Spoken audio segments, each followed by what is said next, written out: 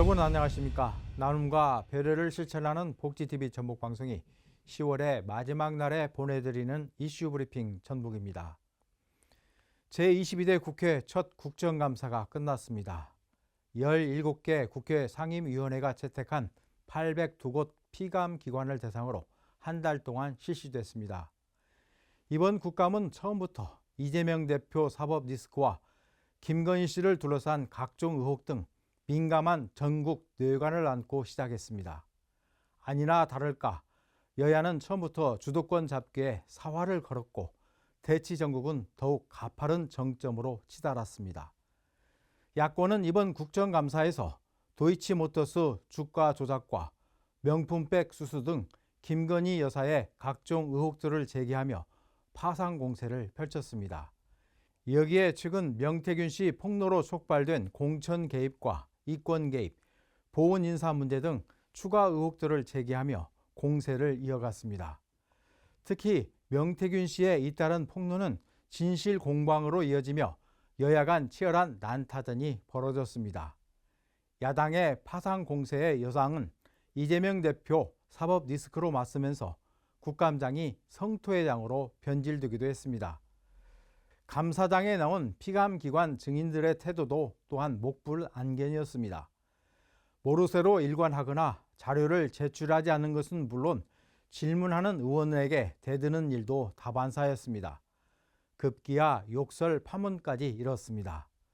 김태규 방송통신위원장 직무대행은 욕설한 사실을 끝까지 인정하지 않았다가 욕설한 영상이 나오자 그때서야 인정하는 등 국회 무시가 도를 넘기도 했습니다. 국정감사 내내 고성과 삿대질, 욕설까지 이어지면서 이런 국정감사를 왜 해야 하는지 의구심이 들 정도였습니다. 국민들이 바라는 것은 죽기 살기로 싸우는 이런 대결 구도가 아니었습니다. 국민의 최대 관심사가 경제와 민생에 있다는 사실은 추석 연휴 때 이미 확인된 바 있습니다. 이번 국감이야말로 그 본질에 충실할 기회였는데 의원들 스스로 이를 걷어찼습니다.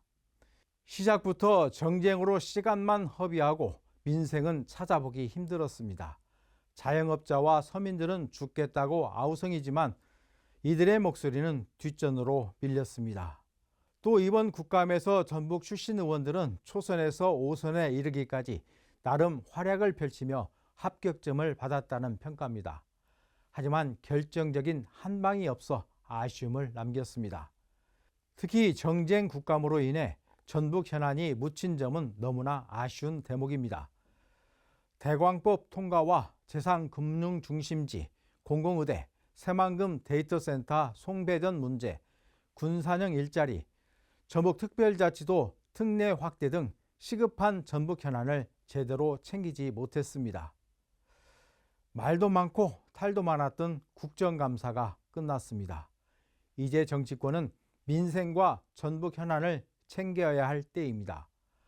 특히 내년도 국가예산 확보에 사활을 걸어야 합니다. 30조에 이르는 세수 펑크로 인해 지방교부금이 줄어들면서 각 자치단체마다 국가 예산을 한 푼이라도 더 확보하기 위한 총성 없는 전쟁을 벌이고 있습니다.